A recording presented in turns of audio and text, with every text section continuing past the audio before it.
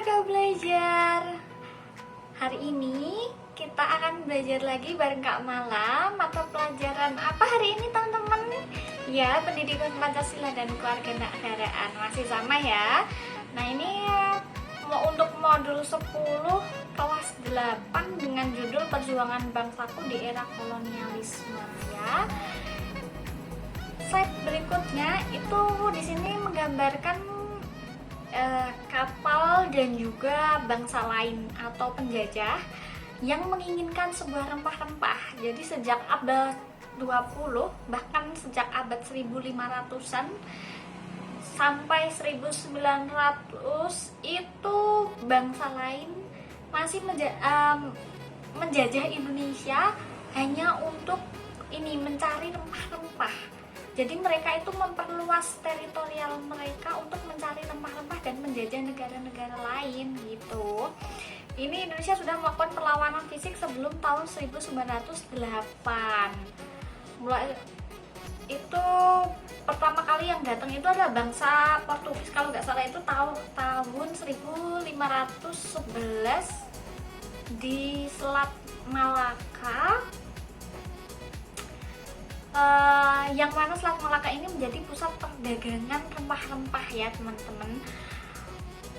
Teman-teman juga pasti pernah dengar kan, ada kalau kita itu pernah mengenal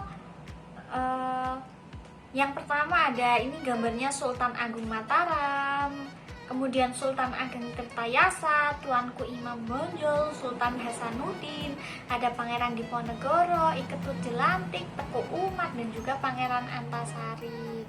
Jadi pada intinya kesuburan Indonesia dengan hasil bumi, rempah-rempah yang melimpah itu sangat dibutuhkan oleh negara-negara luar, menyebabkan bangsa asing berbondong-bondong masuk datang ke Indonesia dengan ekspektasi bahwasanya bisa membawa rempah-rempah Indonesia. Nah, benar, sejak kekuasaan asing masuk dan menduduki wilayah Indonesia, sejak itu pula bangsa Indonesia mengalami penindasan dan pemerasan. Maka semenjak itu pula bangsa Indonesia melakukan perlawanan.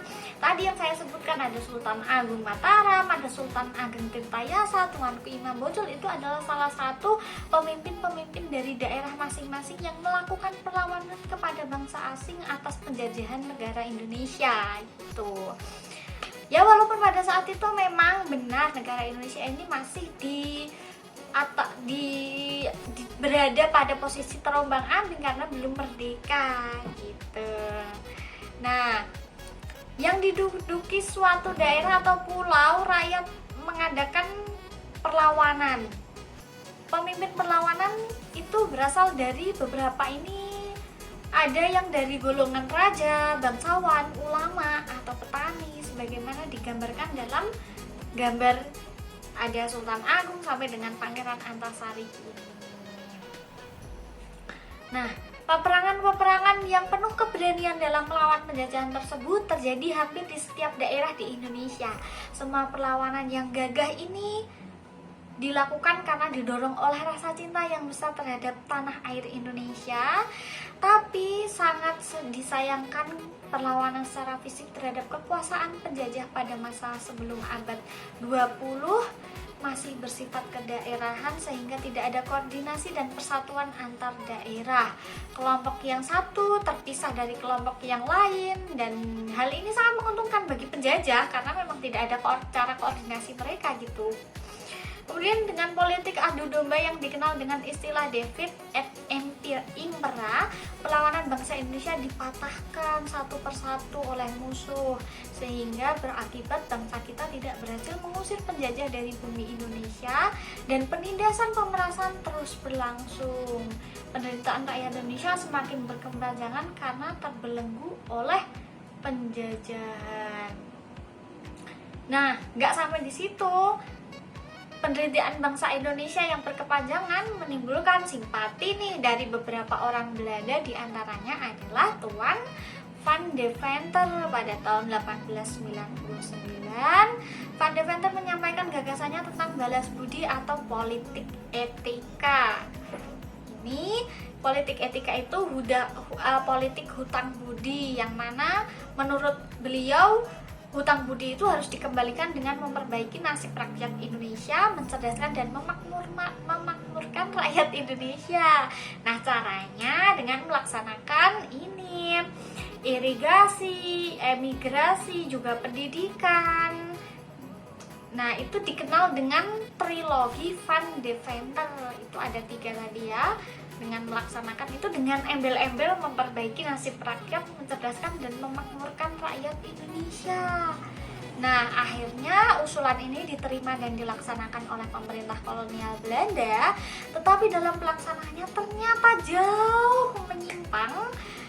Baik irigasi, emigrasi, dan edukasi yang dilaksanakan bukan untuk kepentingan rakyat Indonesia, kalau warga belajar tahu, melainkan semata-mata hanya untuk kepentingan pemerintah kolonial Belanda sendiri. Jadi ini cuman apa ya, simpati berkedok menjajah gitu. Nah, setelah Indonesia tahu bahwasanya mereka itu dibodohi oleh Belanda pada saat itu, mulai nih bangkit dan sadar atas penjajahan Belanda di tahun 1908. Indonesia mulai tumbuh rasa nasionalismenya. Perlawanan bukan lagi bersifat kedaerahan, melainkan dengan merintis organisasi modern dan bersifat nasional seperti berdirinya Budi Utomo, Sarekat Dagang Islam, ada Indis Partits, yang mana pada saat itu pendiri organisasi Budi Utomo ini adalah awal munculnya golongan pelajar atau intelektual dan bentuk dari kebangkitan nasional masyarakat Indonesia gitu teman-teman.